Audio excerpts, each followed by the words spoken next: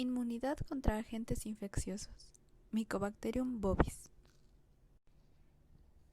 Mycobacterium bovis es miembro de los microorganismos que conforman el complejo tuberculoso y representa un serio riesgo zoonótico para la salud del humano. En países desarrollados, la transmisión de este agente al humano ha sido disminuida en años recientes. La tuberculosis bovina comienza con la entrada de un pequeño número de bacilos de Mycobacterium bovis a los pulmones por vía aérea mediante la inhalación. Cabe la posibilidad de introducirse al cuerpo del animal por medio de la ingesta de organismos, pastos o agua contaminados, pero en menor medida.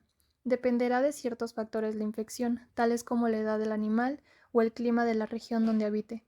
Al ingresar el bacilo al organismo, se aloja en vías primarias donde es fagocitado. Se intenta eliminar por medio de la fagocitosis por macrófagos alveolares, el cual forma parte de las células presentadoras de antígenos. También se encuentran en este grupo células dendríticas, neutrófilos, linfocitos B, células epiteliales, células alveolares tipo 1 y 2 y factores solubles como mucina, defensina, lisozima, lactoferrina, proteínas surfactantes, fosfolipasa A2, inmunoglobulinas y proteínas del complemento, cuya función es mantener la homeostasis pulmonar y eliminar partículas o bacterias que entren por el tracto respiratorio. La capacidad de eliminación de la bacteria va a ser dependiente del estado que se encuentra el sistema inmune del animal y la virulencia de la propia bacteria. La respuesta inmune innata ante infecciones por el género Mycobacterium comienza con el reconocimiento de diversas estructuras moleculares de origen micobacteriano por algunos receptores como los TLR, los cuales inducen la producción del factor de necrosis tumoral alfa y óxido nítrico, que directa o indirectamente contribuyen a la muerte de los microorganismos. De igual forma, empieza la respuesta inmune adquirida a través del reclutamiento de linfocitos T al sitio de la lesión. Asimismo, se induce la activación de las células dendríticas, favoreciendo la producción de citocinas y quimiosinas. Una vez que la micobacteria es degradada en su totalidad, entran en acción los mecanismos proteolíticos encargados de la generación y presentación de péptidos y otros antígenos. Posterior a la internalización, la micobacteria es incluida en el fagosoma para formar el fagolisosoma, donde en un proceso dinámico es destruida por los mecanismos bactericidas de los macrófagos, que incluyen la generación de especies reactivas de oxígeno, las cuales causan daños a las proteínas estructurales y de membrana, así como los ácidos nucleicos, llevando a cabo la fragmentación de ADN e inactivación de enzimas. Pueden intervenir especies reactivas de nitrógeno que por medio de la enzima óxido nítrico sintasa forman el óxido nítrico, el cual debido a su carácter inestable y junto con los radicales libres de oxígeno interaccionan ávidamente en un sinfín de grupos químicos presentes en muchas moléculas, causando en ellas alteraciones estructurales y funcionales, como bloquear la respiración bacteriana, inhibir la síntesis de ADN, ocasionar la pérdida de bases y la desanimación de la citosina en uracilo, causando mutaciones al momento de la replicación y la ruptura de una o las dos hebras del ADN. Tiene la capacidad de producir cantidades significativas de amoníaco y así evadir el ambiente tóxico dentro de la vacuola lisosomal, reduciendo la potencia de las enzimas intralisosomales vía alcalinización. Enzimas como glutamino sintetasa y la ureasa microbacteriana inhiben la fusión fagolisosomal, promoviendo la supervivencia de esta.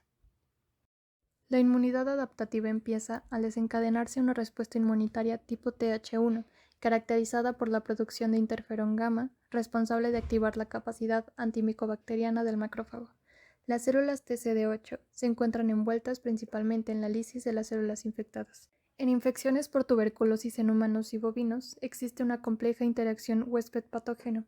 Las células TCD4 y CD8 están implicadas en el progreso de la infección, siendo de particular importancia el desarrollo de una respuesta inmune tipo Th1, donde la interferón gamma tiene un papel significativo en la contención bacteriana a través de la activación de los macrófagos. El interferón gamma es esencial para la defensa del huésped contra este patógeno, por lo que los defectos de la producción de interferón gamma se consideran un factor de riesgo para la infección por Mycobacterium tuberculosis y la progresión de la enfermedad. Las citocinas proinflamatorias, interleucina 12, 18 y 23, producidas por los macrófagos, inducen la activación de los linfocitos T, estimulando así la síntesis de interferón gamma, el cual a su vez activa más macrófagos para producir el factor de necrosis tumoral alfa, que limita el crecimiento de las bacterias intracelulares. Sin embargo, el papel del macrófago en la tuberculosis es una enigmática dicotomía.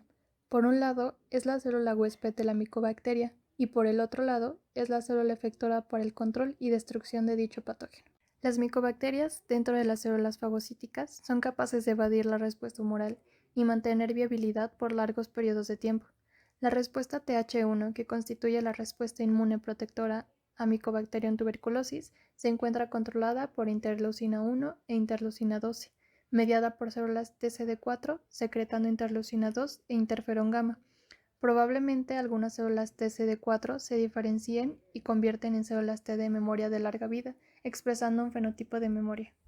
La respuesta inmunitaria también pudiera iniciarse con una respuesta netamente humoral tipo inmunoglobulina 1, inducida por el patógeno para facilitar su ingreso dentro del macrófago, para luego paralizar su actividad usando mecanismos de evasión propios de bacterias de crecimiento intracelular.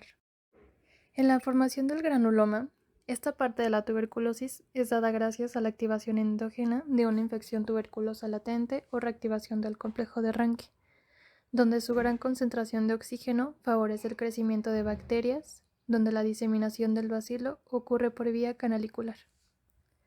Las lesiones se asientan en un solo órgano, por lo tanto, se le denomina tuberculosis crónica de órgano.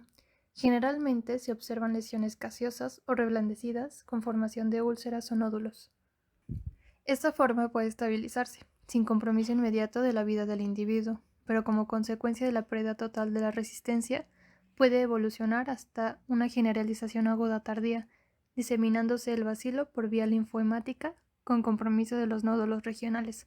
Son características de la tuberculosis miliar tardía y la tuberculosis acinosa galopante.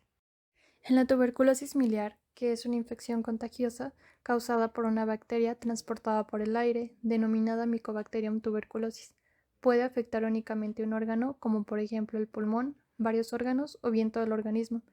Está caracterizada por una diseminación amplia al resto del cuerpo de pequeñas lesiones granulomatosas. Cuando esta bacteria ingresa al organismo, se encontrará primero con los macrófagos alveolares, siendo la primera línea de defensa. Los macrófagos, junto con las células presentadoras de antígeno, intentan fagocitar a la bacteria, engulléndola en un fagosoma. Después, los fagosomas maduran y se fusionan con endosomas y lisosomas, mientras que las bacterias desarrollan mecanismos para evitar las defensas del organismo.